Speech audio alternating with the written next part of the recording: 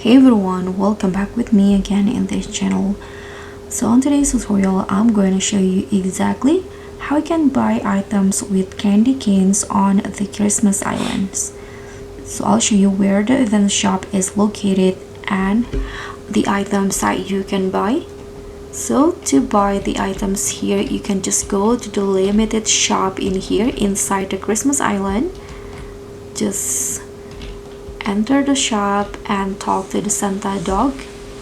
Click on open shop in here and you'll see there are 4 items in here that I can buy with my candy canes.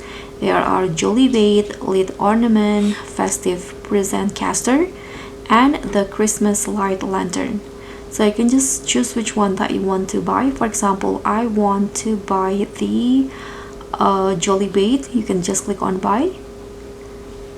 And in here you'll easily find the items that you buy on the list of items that you own in here.